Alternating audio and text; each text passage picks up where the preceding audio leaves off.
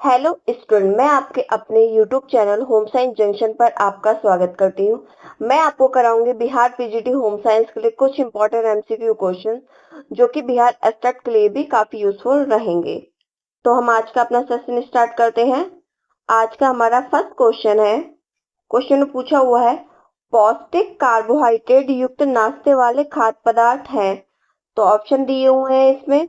Option A है दालें, option B है अनाज एंड ऑप्शन सी है ए और बी दोनों एंड लास्ट ऑप्शन है हमारे इनमें से कोई नहीं। तो इसमें राइट आंसर क्या हो जाएगा हमारा?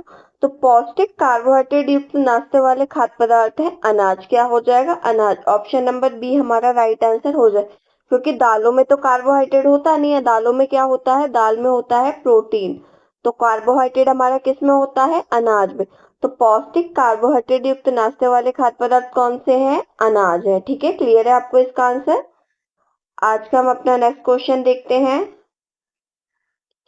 अगले क्वेश्चन में पूछा हुआ है, दूध से निर्मित पदार्थ है। तो आपको ये बताना है कि दूध से निर्मित खाद्य पदार्थ इसमें से कौन से हैं। इसमें ऑप्शन दिए हुए हैं। ऑप्शन ए है मक्खन, ऑप्शन बी है फ्लोवेनाइड एंड थर्ड ऑप्शन हमारा कैरोटीन एंड लास्ट ऑप्शन है हमारा गुड़। तो आपको इसमें आंसर इजीली समझ में आ रहा है। तो दूध से निर्मित खाद्य पदार्थ कौन सा है? मक्खन। क्या है? मक्खन, यानी कि ऑप्शन ए हमारा क्या हो जाएगा? राइट आंसर हो जाएगा। ठीक है, आज का हमारा नेक्स्ट क्वेश्चन है। क्वेश्चन में पूछा हुआ है, भोजन के तत्व क्या? भोजन के तत्व या अवयव जो हमारे शरीर को रोगों से लड़ने में सहायता करता है, किससे रोगों से लड़ने में सहायता करते हैं, वो कौन से हैं? तो इसमें ऑप्शन दिए हुए हैं, प्रोटीन, वसा, कार्बोहाइड्रेट एंड लास्ट ऑप्शन है हमारा विटामिन। तो जो हमारे शरीर को रोगों से लड़ने में सहायता करता है वो होते हैं विटामिन। क्या होते हैं? विटामिन एंड मिनरल, यानी कि ऑप्शन डी हमारा राइट आंसर हो जाएगा। तो रोगों से लड़ने में कौन सहायता करता है? हमारा विटामिन एंड मिनरल्स। क्या? Vitamin and minerals. आज के क्वेश्चन आपको काफी इजी लग रहे होंगे ना। नेक्स्ट क्वेश्चन है आपका। क्वेश्चन में पूछा हुआ है कि निम्नलिखित में से कौन वनस्पति, ये क्या है? वनस्पति होगा। क्या होगा? वनस्पति स्रोत से उत्पन्न होने वाला प्रोटीन है। ऑप्शन दिए हुए हैं हमारे। ऑप्शन ए है सोयाबीन, ऑप्शन बी है चीज एंड थर्ड ऑप्शन है हमारा दूध एंड लास्ट ऑप्शन है अंडा। तो ये इजी समझ में आ रहा है क्या? वनस्पति स्रोत। वनस्पति स्रोत कौन सा है हमारा? सोयाबीन। तो ऑप्शन ए हमारा क्या हो जाएगा? राइट आंसर हो जाएगा। क्या हो जाएगा हमारा? वनस्पति स्रोत से उत्पन्न वाला प्रोटीन कौन सा है? सोयाबीन। ये चीज, दूध, अंडा, ये सब तो हमारे कौन से हो गए? जंतु प्रोटीन हो गए हमारे। आज का हमारा अगला क्वेश्चन है। क्वेश्चन में पूछा हुआ है कि वातावरण से वायुजीव जीवाणु करते हैं। तो वातावरण से वायुजीव जीवाणु क्या करते हैं, आपको ये बताना है। तो इसमें ऑप्शन दिए हुए हैं। ऑप्शन ए है हमारा ऑक्सीजन, ऑप्शन बी है कार्बन डाइऑक्साइड, ऑप्शन सी है नाइट्रोजन एंड लास्ट ऑप्शन है हमारा इनमें से कोई नहीं। तो इसमें राइट आंसर हो जाएगा हमारा ऑप्शन बी, यानी कि कार्बन डाइऑक्साइड। तो वातावरण से वायुजीव जीवाणु क्या करते हैं? Carbon dioxide. ठीक है, क्लियर है आपको? आज का हमारा अगला क्वेश्चन है, मतलब इस क्वेश्चन में हमसे ये पूछा है कि वातावरण में जो वायुजीव होते हैं ना, कौन सी गैस लेते हैं और कौन सी गैस छोड़ते हैं। तो वायुजीवी क्या करते हैं? तो कार्बन डाइऑक्साइड गैस क्या करते हैं? वायु वातावरण में छोड़ते हैं। ठीक है, क्वेश्चन नेक्स्ट क्वेश्चन है हमारा। पूछा हुआ है, भोजन विषाक्त होने के क्या कारण? तो आपको ये बताना है कि भोजन विषाक्त किस किस के कारणों से होता है। तो इसमें ऑप्शन दिए हुए हैं। ऑप्शन ए है कम पका हुआ भोजन, ऑप्शन बी है संक्रमित रसोई एंड थर्ड ऑप्शन है हमारा पके भोज्य पदार्थों को लंबी अवधि तक रखना। ठीक है, क्या हो जाएगा? पके भोज्य पदार्थों को लंबी अवधि तक रखना एंड लास्ट ऑप्शन है हमारा इनमें से सभी। तो क्या होगा हमारा? भोजन विषाक्त कम पका हुआ हो तब भी विषाक्त हो जाता है, तब भी यानी कि स्पॉइल हो जाता है। अगर संक्रमित रसोई हो तब भी हो जाता है हमारा भोजन विषाक्त, और पके हुए भोजन को बहुत लंबी अवधि तक रखते हैं तब भी क्या हो जाता है? तब भी हमारा भोजन विषाक्त हो जाता है। तो इसमें राइट आंसर हो जाएगा हमारा ऑप्शन डी, यानी कि इनमें से सभी। आज का हमारा नेक्स्ट क्वेश्चन है। क्वेश्चन में पूछा हुआ है, टोकोफेरॉल है। क्या पूछा हुआ है? टोकोफेरॉल है। तो इसमें ऑप्शन दिया हुआ है। ऑप्शन ए है विटामिन ई, ऑप्शन बी है विटामिन के, ऑप्शन सी हमारा vitamin B4 and last option है हमारा विटामिन सी। तो इसमें राइट आंसर क्या हो जाएगा? तो इसमें राइट आंसर हो जाएगा हमारा ऑप्शन ए यानी कि विटामिन ई। तो विटामिन ई का रासायनिक नाम क्या होता है? टोकोफेरोल। क्या होता है विटामिन ई का रासायनिक नाम? टोकोफेरोल। ठीक है, क्लियर है आपको ये? आज का हमारा अगला क्वेश्चन है, क्वेश्चन में पूछा हुआ है कि अंडे का वह भाग, क्या आपको अंडे का वह भाग बताना है जिसमें क्या होता है? लोहा यानी कि आयरन होता है। क्या अंडे का वह भाग कौन सा है जिसमें आयरन होता है? तो इसमें ऑप्शन दिए हुए हैं। ऑप्शन ए है हमारा अंडे की जल्दी, ऑप्शन बी है अंडे की सफेदी एंड थर्ड ऑप्शन है हमारा अंडे का छिलका एंड लास्ट ऑप्शन है हमारा इनमें से कोई नहीं। तो इसमें राइट आंसर क्या हो जाएगा? राइट आंसर हो जाएगा हमारा ऑप्शन ए यानी कि अंडे की जल्दी। तो अंडे का वह भाग जिसमें लोहा होता है यानी कि आयरन पाया जाता है, तो वो कौन सा भाग होता है? अंडे की जल्दी यानी कि अंडे की जल्दी में ही आयरन पाया जाता है। आज का हमारा नेक्स्ट क्वेश्चन है, क्वेश्चन में पूछा हुआ है निम्नलिखित में से सभी को आहार में शामिल करना चाहिए। क्या निम्नलिखित को छोड़कर, क्या पूछा गया है? निम्नलिखित को छोड़कर सभी को आहार में शामिल करना चाहिए। मतलब कोई एक ऐसा है इसमें जो ऑप्शन दिए जिसमें से आपको उस आहार को छोड़कर सभी को अपने आहार में शामिल करना चाहिए। इसमें ऑप्शन दिए हुए, ऑप्शन ए हमारा संतृप्त एवं ट्रांस फैट, ऑप्शन बी है हमारा फाइबर यानी कि रेशे, ऑप्शन सी है कोलेस्ट्रॉल एंड लास्ट ऑप्शन हमारा चीनी एवं नमक। तो इसमें राइट आंसर क्या हो जाएगा? हमारा राइट आंसर हो जाएगा हमारा ऑप्शन डी यानी कि चीनी एवं नमक। तो चीनी एवं नमक को छोड़ के हमें सभी को अपने आहार में क्या करना चाहिए? शामिल यानी कि इंक्लूड करना चाहिए। और मैं आपको बता दूं, ये जो आज के क्वेश्चन है ना, आज के क्वेश्चन है बिहार एस्टेट के प्रीवियस ईयर। क्या है?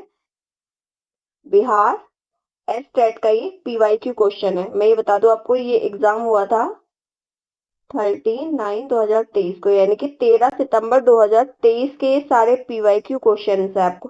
तो ये क्वेश्चन आपको बहुत ज्यादा हल्के लग रहे होंगे। तो आपको बता दो एस्टेट का जो एग्जाम होता है ना, उसमें ज्यादा भारी भरकम क्वेश्चन नहीं आते, उसमें ऐसे ही क्वेश्चन आते हैं जो थोड़े हल्के लेवल के आते हैं। पर तैयारी हमें थोड़ा अपने नेक्स्ट लेवल तक ही करना है, क्योंकि जरूरी नहीं है कि अगली बार पेपर इजी है तो इस बार भी हमारा पेपर इजी है। हो सकता है इस बार पेपर हमारा हार्ड हो जाए, इस बार हमारे डिफिकल्ट क्वेश्चन आ जाए।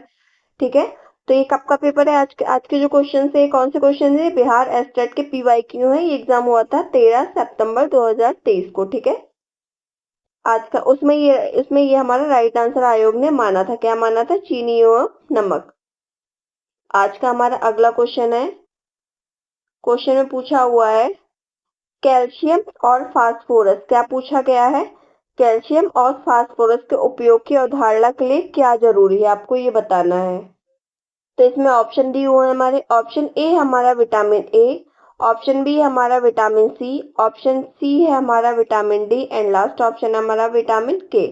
तो कैल्शियम और फास्फोरस का अवशोषण के लिए किसकी किसकी उपयोगिता होती है? कौन जरूरी होता है? Vitamin D. क्या हो जाएगा हमारा? विटामिन डी जरूरी होता है किसके लिए? कैल्शियम और फास्फोरस के अवशोषण के लिए यानी कि अवधारणा के लिए जरूरी है। ठीक है, नेक्स्ट क्वेश्चन है हमारा, पूछा हुआ है इस क्वेश्चन में आप लोगों से कि शरीर की प्रक्रियाओं, क्या शरीर की प्रक्रियाओं का योग जो तीन ऊर्जा, किसकी तीन ऊर्जा पोषक तत्वों से हमारी भोजन की ऊर्जा को बदलता है। शरीर की प्रक्रियाओं का योग जो तीन ऊर्जा पोषक तत्वों से हमारे भोजन की ऊर्जा को बदलता है। तो इसमें ऑप्शन दिए हुए हैं, ऑप्शन ए हमारा अपचय, ऑप्शन बी हमारा उपचय, ऑप्शन सी है हमारा शराबबंदी एंड लास्ट ऑप्शन हमारा मेटाबॉलिज्म। तो इसमें राइट आंसर क्या हो जाएगा हमारा? राइट आंसर हो जाएगा हमारा ऑप्शन डी यानी कि मेटाबॉलिज्म।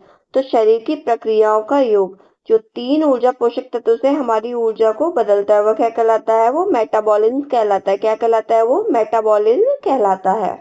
ठीक है, नेक्स्ट क्वेश्चन है हमारा, पूछा हुआ है क्वेश्चन में कि एक व्यक्ति की जल की आवश्यकता निर्भर करती है। तो आपको ये बताना है कि एक व्यक्ति की जल की आवश्यकता किस पर निर्भर करती है। तो इसमें ऑप्शन दिए हुए हैं, ऑप्शन ए है जलवायु, ऑप्शन बी है क्रियाकलाप, थर्ड ऑप्शन है हमारा खान पान की आदत एंड लास्ट ऑप्शन है हमारा इन सबों पर। ये सबों पर नहीं होगा, इन सभी पर आ जाएगा। क्या हो जाएगा? इन सभी पर। ठीक है, तो क्या हो जाएगा? जल की आवश्यकता, तो जल की आवश्यकता व्यक्ति की जलवायु पर भी निर्भर करती है। कि मतलब व्यक्ति की जलवायु कैसी है, कि गर्म जलवायु में रहता है कि वो ठंडी जलवायु में रहता है। आप लोग देखते हो जैसे हम लोग क्या करते हैं, सर्दियों में कम पानी पीते हैं और गर्मियों में अधिक पानी पीते हैं, क्योंकि गर्मियों में पसीना ज्यादा आता है और सर्दियों में इतना पसीना नहीं आता है। क्रियाकलाप, हमारा वर्क कैसा है, किसी व्यक्ति का वर्क कैसा है, वह किस तरह का क्रियाकलाप करता है। खान पान की आदत कैसी है व्यक्ति की, जो लोग ज्यादा फैटी चीजें कंज्यूम करते हैं उनको ज्यादा पानी की जरूरत होती है, जो लोग कम फैटी चीजें इंक्लूड करते हैं अपने भोजन में उनको कम पानी की आवश्यकता होती है। जो लोग फ्रूट्स वगैरह ज्यादा खाते हैं, फ्रूट्स हो गए या जैसे वेजिटेबल्स हो गया, उससे क्या होता है उनकी पानी की पूर्ति हो जाती है, तो वो लोग थोड़ा कम पानी भी लेंगे तब भी चलेगा उनका। पर जो व्यक्ति केवल फैटी फूड्स ही लेते हैं, ऐसे कोई फ्रूट्स या वेजिटेबल्स नहीं खाते हैं जिनको पानी की आवश्यकता पूरी हो सकती है, उनको ज्यादा जल की आवश्यकता पड़ती है। तो क्या हो जाएगा इसमें हमारा ऑप्शन डी राइट हो जाएगा, यानी कि इन सभी पर निर्भर। तो जल की आवश्यकता व्यक्ति की जलवायु पर भी निर्भर करती है, क्रियाकलाप पर भी निर्भर करता है और खान पान की आदत पर भी निर्भर करती है। ठीक है, तो हमारा राइट आंसर क्या हो जाएगा, ऑप्शन डी, यानी कि इन सभी पर। आज का हमारा अगला क्वेश्चन है, क्वेश्चन में पूछा हुआ है कौन सा रोग लौह तत्व की कमी से होता है। तो आपको रोग बताने की, कौन सा रोग किसकी कमी से होता है, आयरन की कमी से होता है। ठीक है, इसमें ऑप्शन दिए हुए हमारे, ऑप्शन ए है रिकेट, ऑप्शन बी है एनीमिया, ऑप्शन सी है घेंगा एंड लास्ट ऑप्शन है स्कर्वी। तो इसमें राइट आंसर क्या हो जाएगा हमारा, राइट आंसर हो जाएगा हमारा ऑप्शन बी, यानी कि एनीमिया। तो लौह तत्व की कौन सी, यानी कि आयरन की कमी से कौन सा रोग हो जाता है, एनीमिया। एनीमिया में क्या होता है, हमारी बॉडी में, यानी कि हमारी बॉडी में रक्त में हीमोग्लोबिन की मात्रा कम हो जाती है, तो कौन सा रोग हो जाता है, एनीमिया नामक रोग हो जाता है। किसकी कमी से होता है, या आयरन की कमी से होता है। आज का नेक्स्ट क्वेश्चन है हमारा, पूछा हुआ है ग्लाइकोजन संग्रहित होता है। तो आपको ये बताना है ग्लाइकोजन किसमें संग्रहित होता है। तो इसमें ऑप्शन दिए हुए हैं, ऑप्शन ए है यकृत, ऑप्शन बी है मांसपेशी एंड थर्ड ऑप्शन है हमारे यकृत एवं मांसपेशी एंड लास्ट ऑप्शन है हृदय, यानी कि हार्ट। तो इसमें राइट आंसर क्या हो जाएगा हमारा, इसमें राइट आंसर हो जाएगा हमारा ऑप्शन सी, यानी कि यकृत तथा मांसपेशी। तो ग्लाइकोजन किस में संग्रहित होता है, ग्लाइकोजन यकृत एवं मांसपेशी में संग्रहित होता है। तो आप ही लोग देख लो कि बिहार एस्टेट में कितने ज्यादा इजी क्वेश्चंस आए हुए हैं, जिसको आप आराम से कर सकते हो। ठीक है, नेक्स्ट क्वेश्चन है हमारा, क्वेश्चन में पूछा हुआ है कि बच्चों के जन्म के 2 सप्ताह से 2 वर्ष तक की अवधि क्या कहलाती है। आपको ये बताना कि बच्चे के कब से, जन्म के 2 सप्ताह से 2 वर्ष तक की, 2 सप्ताह से 2 वर्ष तक की अवधि बतानी है। तो इसमें ऑप्शन दिए हुए हैं, ऑप्शन ए है हमारा स्कूल पूर्व अवस्था, ऑप्शन बी है नवजात अवस्था, ऑप्शन सी है शिशु अवस्था एंड लास्ट ऑप्शन है हमारा इनमें से कोई नहीं। तो इसमें राइट आंसर क्या हो जाएगा हमारा, इसमें राइट आंसर हो जाएगा हमारा ऑप्शन सी, यानी कि शिशु अवस्था। ये कौन सी होती है, जन्म के 2 सप्ताह से 2 वर्ष तक होती है। कब तक होती है, 2 सप्ताह, यानी कि 15 डेज से, 15 डेज से कब तक होती है, 2 ईयर्स तक की। ठीक है, कौन सी अवस्था होती है, शिशु अवस्था। इसी को हम क्या बोल सकते हैं, इन्फेंसी स्टेज, इसी को बोलते हैं, किसको बोलते हैं, इन्फेंसी स्टेज, हम इसी को बोलते हैं। ठीक है, क्लियर है आपको ये। तो कौन सी अवस्था हो जाएगी 2 सप्ताह से 2 वर्ष तक की, शिशु अवस्था। और ये नवजात अवस्था ही नियोनेट वर्ड के लिए यूज किया गया है यहाँ पे। ठीक है, नेक्स्ट क्वेश्चन है आज का हमारा, क्वेश्चन में पूछा हुआ है सामान्य पुरुष या महिला कोशिका में, क्या पूछा गया है, सामान्य पुरुष या महिला कोशिका में कितने क्रोमोसोम्स होते हैं, आपको ये बताना है। तो इसमें ऑप्शन दिए हुए हैं, ऑप्शन ए हमारा 47, ऑप्शन बी है हमारा 46 एंड ऑप्शन सी हमारा 40 एंड लास्ट ऑप्शन है हमारा इनमें से कोई नहीं। तो इसमें राइट आंसर क्या हो जाएगा, इसमें राइट आंसर हो जाएगा हमारा ऑप्शन बी, यानी कि 46। क्या सामान्य पुरुष या महिला कोशिका में कितने क्रोमोसोम्स पाए जाते हैं, 46। कितने, 46। अब मैं आपको एक बात और बता दूं, आयोग ने इसका आंसर 47 माना था। क्या माना था आयोग के अनुसार इसका आंसर, आयोग ने इसका आंसर अपने आंसर की में माना था 47 और इसका राइट आंसर होगा बल्कि 47। तो मैं आपको आयोग वाला और राइट आंसर दोनों आंसर बता के चल रही हूँ। ठीक है, तो आयोग ने इसका आंसर गलत मत, तो आप लोग ये ध्यान रखिए कि आयोग, बिहार का आयोग क्या करता है, बहुत सारे क्वेश्चन ऐसे होते हैं जो कि जिसका जो सही होते हुए भी वो आंसर गलत कर देता है। ठीक है, नेक्स्ट क्वेश्चन है आज का हमारा, क्वेश्चन में पूछा हुआ है नवजात के लिए कौन सा आहार प्राकृतिक माना जाता है? तो आपको ये बताना है कि नवजात के लिए कौन सा आहार प्राकृतिक है। तो इसमें ऑप्शन दिए हुए हैं हमारे, ऑप्शन ए है हमारा फॉर्मूला दूध, ऑप्शन बी है हमारा माँ का दूध, एंड थर्ड ऑप्शन है हमारा गाय का दूध, एंड लास्ट ऑप्शन है हमारा इनमें से कोई नहीं। तो इसमें राइट आंसर क्या हो जाएगा हमारा? इसमें राइट आंसर हो जाएगा हमारा ऑप्शन बी यानी कि माँ का दूध। तो नवजात के लिए सबसे प्राकृतिक आहार कौन सा होता है? माँ का दूध होता है, जो नवजात शिशु को कई सारे इन्फेक्शन से बचाता है। और बच्चे को सिर्फ माँ का दूध ही पिलाना चाहिए, उसके अलावा ना तो उसको पानी पिलाना चाहिए ना ही शहद चटक। तो कब तक पिलाना चाहिए उसको? जन्म से लेकर 6 माह तक। कब तक? जन्म से 6 माह तक केवल क्या पिलाना चाहिए? माँ का दूध ही पिलाना चाहिए। और जब 6 महीने के बाद बच्चे को ना सॉफ्ट डाइट दी जाती है, जैसे सॉफ्ट डाइट कैसे बच्चों को दूध छुड़वाया जाता है, तो माँ का दूध छुड़वाने की जो प्रक्रिया होती है उसको हम वीनिंग के नाम से जानते हैं। किस नाम से जानते हैं उसको? विनिंग के नाम से भी जानते हैं। फिर उसको धीरे धीरे सॉफ्ट डाइट की ओर ले जाते हैं, जैसे उबले हुए फ्रूट्स दे दिए, उबले और मसले हुए फ्रूट्स दे दिए, जूस दे दिए, लिक्विड डाइट दे दी, तो वो क्या होते हैं? विनिंग का प्रोसेस कहलाता है। ठीक है, अगला क्वेश्चन है हमारा। क्वेश्चन में पूछा हुआ है, इनमें से कौन सा पहला वैक्सीन माँ को, किसको, इनमें से कौन सा पहला वैक्सीन माँ को गर्भावस्था के दौरान दिया जाता है? तो इसमें राइट आंसर हो जाएंगे हमारे राइट। इसमें ऑप्शन दिए हुए हमारे, ऑप्शन ए हमारा बीसीजी, ऑप्शन बी है हमारा टिटनेस, ऑप्शन सी हमारा चेचक, एंड ऑप्शन डी हमारा टाइफाइड। तो इसमें राइट आंसर हो जाएगा हमारा क्या? चेचक। यानी कि चेचक का पहला वैक्सीन माँ को गर्भावस्था के दौरान दिया जाता है। किसका दिया जाता है? चेचक का। और जो बीसीजी का टीका होता है ना, बीसीजी का टीका बच्चे को जन्म के तुरंत बाद दिया जाता है। जन्म के तुरंत बाद किसको दिया जाता है? बच्चे को दिया जाता है। ठीक है, और गर्भावस्था के दौरान पहला वैक्सीन माँ को किसका दिया जाता है? चेचक का दिया जाता है। नेक्स्ट क्वेश्चन है आज का हमारा। क्वेश्चन में पूछा हुआ है कि डिलीवरी में फोर्सेप की मदद से बच्चे का सिर बाहर निकाला जाता है, किसकी मदद से? ऑप्शन दिए हुए हमारे, ऑप्शन ए हमारा कैंची, ऑप्शन बी हमारा चाकू, ऑप्शन सी हमारा फोर्सेप, एंड लास्ट ऑप्शन है हमारा इनमें से कोई नहीं। तो इसमें राइट आंसर क्या हो जाएगा? जैसे इसमें फोर्सेप दिया हुआ है ना, फोर्सेप की मदद से बच्चे का सिर बाहर निकाला जाता है। किस टाइम पे? डिलीवरी के टाइम। तो इसमें ऑप्शन सी हमारा राइट आंसर हो जाएगा। क्या राइट आंसर हो जाएगा हमारा? ऑप्शन सी यानी कि फोर्सेप। इसमें आयोग ने इसका आंसर माना था कैंची। क्या माना था? इसने आयोग ने इसका आंसर माना था, इस क्वेश्चन का आंसर कैंची, जो कि एकदम गलत है। तो किसने माना था? ये आयोग ने। किसने माना था? आयोग ने इसका आंसर कैंची माना था, और राइट आंसर था हमारा फोर्सेप। ठीक है, नेक्स्ट क्वेश्चन है हमारा। क्वेश्चन में पूछा हुआ है कि विकास पैटर्न का अनुसरण करता है। तो आपको ये बताना है कि विकास किस पैटर्न का अनुसरण करता है। तो इसमें ऑप्शन दिए हुए हैं, ऑप्शन ए है निश्चित, ऑप्शन बी है विभिन्न, ऑप्शन सी है अनिश्चित, एंड लास्ट ऑप्शन है हमारा इनमें से कोई नहीं। तो इसमें राइट आंसर हो जाएगा हमारा ऑप्शन ए यानी कि निश्चित। तो विकास जो होता है निश्चित पैटर्न का अनुसरण करता है। कैसे पैटर्न का अनुसरण करता है? निश्चित पैटर्न का।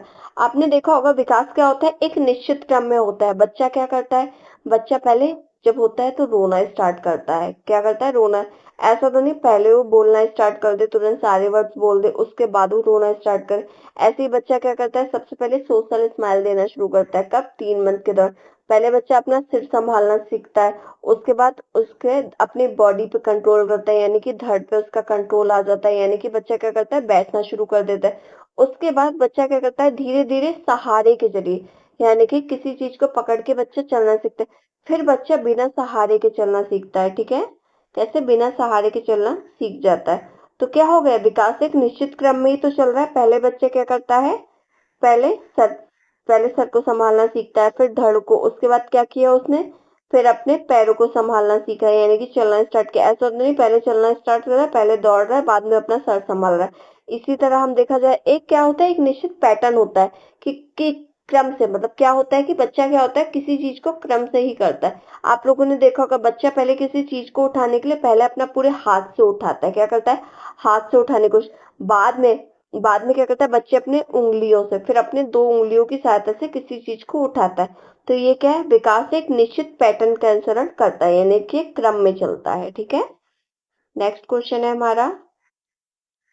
क्वेश्चन में पूछा हुआ आपसे सिंधी कढ़ाई का दूसरा नाम क्या है। तो आपको सिंधी कढ़ाई का दूसरा नाम बताना है। तो इसमें ऑप्शन दिए हुए हमारे, ऑप्शन ए है तिरोपा, ऑप्शन बी है हमारा मुर्री, क्या है मुर्री, एंड ऑप्शन सी है कसीदा, एंड लास्ट ऑप्शन है हमारा दसूती। तो इसमें राइट आंसर क्या हो जाएगा हमारा, राइट आंसर हो जाएगा हमारा ऑप्शन ए यानी कि तिरुपी। तो सिंधी कढ़ाई का दूसरा नाम क्या है, सिंधी कढ़ाई का दूसरा नाम है तिरोपा। ठीक है, आप लोग खुद देख लो कितना ज्यादा हल्के क्वेश्चन आए हैं बिहार एस्टेट के पेपर में, और ऐसे ही आते हैं। बिहार पीजीटी में ही ज्यादा भारी भरकम क्वेश्चन नहीं आते, और ना ही बिहार एस्टेट में भी ज्यादा हार्ड क्वेश्चन नहीं आते हैं। ठीक है, तो हमको उसी लेवल की अपनी प्रिपरेशन भी करनी है। क्वेश्चन में पूछा हुआ है इसमें स्थूल क्रियात्मक कौशल क्या है, आपको क्या बताना है इसमें, स्थूल क्रियात्मक कौशल क्या है। तो इसमें ऑप्शन दिए हुए हैं हमारे, ऑप्शन ए है शरीर के बड़े मांसपेशियों का गतिशील होना, ऑप्शन बी है हमारा शरीर के बड़े मांसपेशियों की गतिविधियां, ऑप्शन सी है हमारा छोटी मांसपेशियों और दृष्टियों के समन्वय से जुड़ी गतिविधियां, एंड उपरोक्त सभी सही है। तो इसमें राइट आंसर क्या हो जाएगा हमारा, इसमें राइट आंसर हो जाएगा हमारा शरीर के बड़े मांसपेशियों का गतिशील होना। यह क्या है, यह स्थूल क्रियात्मक कौशल है। तो स्थूल क्रियात्मक कौशल क्या है, शरीर के बड़े मांसपेशियों का गतिशील होना। अगर आपको क्लास अच्छी लग रही हो, क्वेश्चन समझ में आ रहे हैं, तो आप क्लास को जरूर लाइक कर दीजिएगा। ठीक है, और ये आज सारे आपके क्या हैं, ये सारे आपके PYQ यानी कि प्रीवियस ईयर क्वेश्चन आज के किसके हैं, ये बिहार एस्टेट के हैं। कब के हैं, 2023 वाले पेपर के हैं। कब के हैं, 2023 वाले पेपर का है ये। ठीक है, नेक्स्ट क्वेश्चन है आज का हमारा। क्वेश्चन में पूछा हुआ है बालकों के शारीरिक विकास में सबसे महत्वपूर्ण कारक क्या है, आपको ये बताना है। ठीक है, ऑप्शन ए है हमारा व्यायाम, ऑप्शन बी है स्वच्छता, ऑप्शन सी है पोषण, एंड लास्ट ऑप्शन हमारा निंदा। ये निंदा नहीं है, निद्रा हो जाएगा। क्या हो जाएगा, ये निद्रा। तो इसमें राइट आंसर क्या हो जाएगा हमारा, राइट आंसर है इसमें हमारा पोषण। क्या है, पोषण। तो बालकों के शारीरिक विकास में सबसे महत्वपूर्ण कारक क्या है हमारा, पोषण। क्या है सबसे महत्वपूर्ण कारक, पोषण। और मैं आपको ये बता दूं, आयोग ने इसका आंसर माना था निद्रा। क्या माना था इसका आयोग ने आंसर, आयोग ने इसका आंसर माना था निद्रा। बल्कि निद्रा इतनी इंपॉर्टेंट नहीं होती है, सबसे ज्यादा इंपॉर्टेंट होता है पोषण। क्या होता है शारीरिक विकास के लिए सबसे ज्यादा इंपॉर्टेंट, पोषण। अगर ये निद्रा ऑप्शन ना होता, अगर यहाँ से इनमें से सभी होता, तो ये तीनों चीजें हमारी इनमें से सभी हमारा राइट आंसर हो। पर हमें इसमें से भी बेस्ट आंसर देना था, तो इसमें सबसे बेस्ट आंसर कौन सा है हमारा, पोषण। क्या है, पोषण। तो शारीरिक विकास में सबसे महत्वपूर्ण कारक क्या है, पोषण। और आयोग ने इसका क्या आंसर माना था, आयोग ने इसका आंसर माना था ऑप्शन डी यानी कि निद्रा। ठीक है, आज का हमारा अगला क्वेश्चन। तो आप लोग ही देख लो आयोग कितने गलत आंसर मान लेता है। इससे लॉस किसका होता है, स्टूडेंट्स का लॉस होता है। इस क्वेश्चन में आपसे पूछा हुआ है कि माता के प्रथम दुग्ध स्त्राव में क्या पाया जाता है, आपको ये बताना है। तो ऑप्शन दिए हुए हैं इसमें, ऑप्शन ए है कोलेस्ट्रॉम, ऑप्शन बी हमारा लैक्टोज, ऑप्शन सी है फ्रक्टोज, एंड लास्ट ऑप्शन है हमारा इनमें से कोई नहीं। तो हमारा राइट आंसर क्या हो जाएगा, राइट आंसर हो जाएगा हमारा ऑप्शन ए यानी कि कोलेस्ट्रॉम। तो माता के प्रथम दुग्ध स्त्राव में क्या पाया जाता है, कोलेस्ट्रॉम पाया जाता है। ठीक है, फ्रक्टोज किसमें पाया जाता है, फ्रक्टोज होती है फलों की शर्करा। क्या हो जाती है, फ्रक्टोज फलों की शर्करा, जिसको क्या बोलते हैं, लेविलोज भी बोलते हैं। क्या बोलते हैं इसको हम, लेविलोज के नाम से भी जानते हैं, लेविलोज के नाम से भी जानते हैं। ठीक है, फलों की शर्करा तो ये किसमें पाई जाती है, फ्रूट्स में पाई जाती है। नेक्स्ट क्वेश्चन है आज का हमारा। क्वेश्चन में पूछा हुआ है कि पियाजे के संज्ञानात्मक विकास की पहली अवस्था कौन सी, आपको इसमें से पहली अवस्था बतानी है। ठीक है, तो इसमें ऑप्शन दे रखे हैं, ऑप्शन ए है हमारा इंद्रिय पेशी अवस्था, ऑप्शन बी है पूर्व सक्रियात्मक अवस्था, ऑप्शन सी है स्थूल क्रियात्मक अवस्था, एंड लास्ट ऑप्शन है हमारा औपचारिक संक्रियात्मक अवस्था। तो इसमें राइट आंसर क्या हो जाएगा हमारा, राइट आंसर हो जाएगा हमें इसमें इंद्रिय पेशी अवस्था। ये कौन सी अवस्था होती है हमारी, पियाजे के संज्ञानात्मक विकास की पहली अवस्था है। कौन सी, इंद्रिय पेशी अवस्था यानी कि सेंसरी स्टेज हमारी। तो इसमें क्या होता है, बच्चा किससे सीखता है, बच्चा अपने सेंसेस के माध्यम से सीखता है। ठीक है, किसके माध्यम से, अपने सेंसेस यानी कि सेंसरी के माध्यम से सीखता है। नेक्स्ट क्वेश्चन है आज का हमारा। क्वेश्चन में पूछा हुआ है संज्ञानात्मक विकास किसने प्रतिपादित किया। तो आपने को ये बताना है कि संज्ञानात्मक विकास किसने प्रतिपादित किया। तो इसमें ऑप्शन दिए हुए हैं हमारे, ऑप्शन ए है हमारा जीन पियाजे, ऑप्शन बी हमारा EB हर्लॉ, ऑप्शन सी हमारा प्लेटो, एंड लास्ट ऑप्शन है हमारा अरस्तु। तो राइट आंसर क्या हो जाएगा हमारा, इसमें राइट आंसर हो जाएगा हमारा ऑप्शन ए यानी कि जीन पियाजे। तो संज्ञानात्मक विकास किसने दिया था, जीन पियाजे जी ने दिया था। ठीक है, क्लियर है आपको ये। नेक्स्ट क्वेश्चन है हमारा, क्वेश्चन में पूछा हुआ है किस हार्मोन की कमी से मधुमेह यानी कि डायबिटीज संबंधित है। ठीक है, यानी कि आपको ये बताना है कि किस हार्मोन की कमी से डायबिटीज हो जाता है। तो इसमें ऑप्शन दिए हुए हैं, ऑप्शन ए है थायरॉक्सिन, ऑप्शन बी है सेक्स हार्मोन, ऑप्शन सी है growth hormone and last option है हमारा इंसुलिन। तो इसमें राइट आंसर क्या हो जाएगा हमारा, इसमें राइट आंसर हो जाएगा हमारा ऑप्शन डी यानी कि इंसुलिन। तो इंसुलिन की कमी से क्या हो जाता है, डायबिटीज नामक रोग हो जाता है। ठीक है, नेक्स्ट क्वेश्चन है हमारा, अगर आपको क्लास अच्छी लग रही है तो आप क्लास को लाइक कर दीजिए एंड सेशन को शेयर कर दीजिएगा और चैनल को सब्सक्राइब कर लीजिएगा, जिससे आपको आने वाले सारी क्लासेस के नोटिफिकेशन आराम से मिल सके। ठीक है, क्वेश्चन में पूछा हुआ है निम्न में से कौन सी वैश्विक पोषण समस्या अत्यधिक प्रचलित है, कौन सी वैश्विक पोषण समस्या अत्यधिक प्रचलित है। तो इसमें ऑप्शन दिए हुए हैं, ऑप्शन ए हमारा विटामिन ए की कमी, ऑप्शन बी हमारा मोटापा, ऑप्शन सी हमारा यानी कि ए और बी दोनों, ऑप्शन डी हमारा कोई नहीं। तो इसमें राइट आंसर हो जाएगा हमारा ऑप्शन सी यानी कि ए और बी दोनों। तो वैश्विक समस्या कौन सी है, विटामिन ए की कमी भी है आज के टाइम पे, क्या वैश्विक समस्या, और मोटापा भी है। आप लोगों ने आजकल देखा हो कि जो फैटी लोग होते हैं ना, आपको मोटे लोग ज्यादा दिखेंगे। और जहां मोटापा हुआ, मोटापे में क्या हो जाता है कि शरीर में पानी की मात्रा बढ़ जाती है। ठीक है, तो वही मोटापा क्या हो जाता है, एक तरीके का मोटापा एक तरीका होता है रोग, क्या होता है, रोगों का घर होता है। मोटापा क्या होता है, रोगों का घर। मोटे लोग अक्सर ज्यादा बीमार होते हैं, बहुत सारी बीमारियां होती हैं मोटापे से। क्या हो जाता है, जैसे थायराइड हो जाती है, बीपी हाई की प्रॉब्लम हो जाती है, डायबिटीज हो जाता है। ये किस में ये ज्यादातर मोटे लोगों में।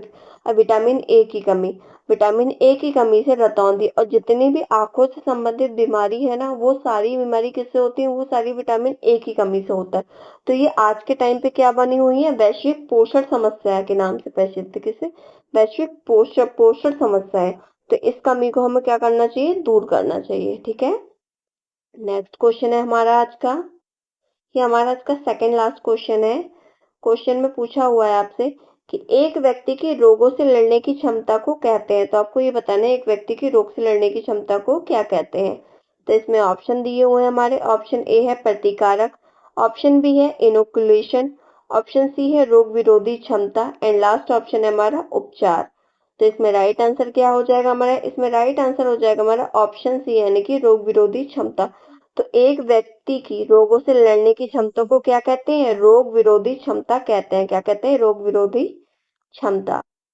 नेक्स्ट क्वेश्चन है आज का हमारा, लास्ट क्वेश्चन है हमारा ये आज का, एक शिशु के, क्या पूछा हुआ है, एक शिशु के स्तन त्याग आहार की सही उम्र है।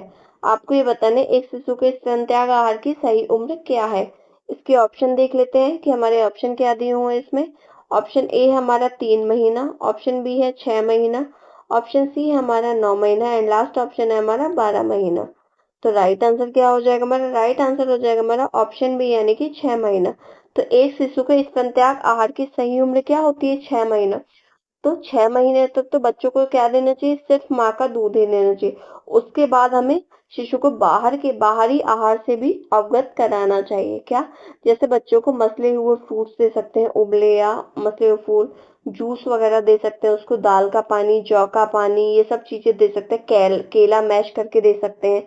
तो क्या हो जाता है, क्या होगा इससे कि पोषण उसकी, उसको फिर आगे क्या होती है, नीड होती है ना और ज्यादा पोषक तत्वों की, तो उससे क्या होगा, उसकी पूर्ति हो जाएगी। तो स्तन त्याग आहार की सही उम्र क्या है, 6 महीना। ठीक है, आज की क्लास को हम यही समाप्त करते हैं। ये आज का हमारा लास्ट क्वेश्चन था और आप लोग खुद ही देख लो, मैंने आपको कितने क्वेश्चन कराए हैं, 30 क्वेश्चन कराए। ये आपके पीवाईक्यू है, किसके पीवाईक्यू है ये, एस्टेट 2023 के पीवाईक्यू है। कब के हैं, एसटीईटी 2023 के पीवाईक्यू। मैंने आपको कराए हैं कितने क्वेश्चन, 30 क्वेश्चन कराए। 30 क्वेश्चन में से 3 क्वेश्चन आपके आयोग ने गलत माने। इसके आंसर कितने, क्वेश्चंस के आंसर 3 क्वेश्चंस के आंसर आपके आयोग ने गलत माने। कितने में से, 30 में से, बल्कि आपके एस्टेट में 100 क्वेश्चन आते हैं। अब बीपीएससी पीजीटी में होम साइंस के आपके आते हैं 80 यानी कि 80 क्वेश्चन। तो आप लोग खुद ही देख लो ठीक है। और एक चीज और भी है कि एस्टेट के एग्जाम में क्या होता है, एस्टेट और बीपीएससी पीजीटी दोनों के एग्जाम में ये होता है कि क्वेश्चंस कई बार रिपीट होते हैं, क्योंकि 2030 में जो आए थे ना क्वेश्चंस, वो 2024 वाले एस्टेट के एग्जाम में भी देखे गए थे। ठीक है, तो क्या देखा जाता है, क्वेश्चंस रिपीट होते हैं कई बार। तो आप लोग पीवाईक्यू को, इन पीवाईक्यू अच्छे तरीके से एकदम रट लेना है, इनके आंसर पॉइंट टू पॉइंट आपको रटे हुए होने चाहिए। ठीक है, क्लियर है आपको? तो अगर आपको आज का सेशन अच्छा लगा हो तो आपको क्लास को लाइक कर दीजिए, शेयर कर दीजिए एंड चैनल को सब्सक्राइब कर दीजिए। Thank you.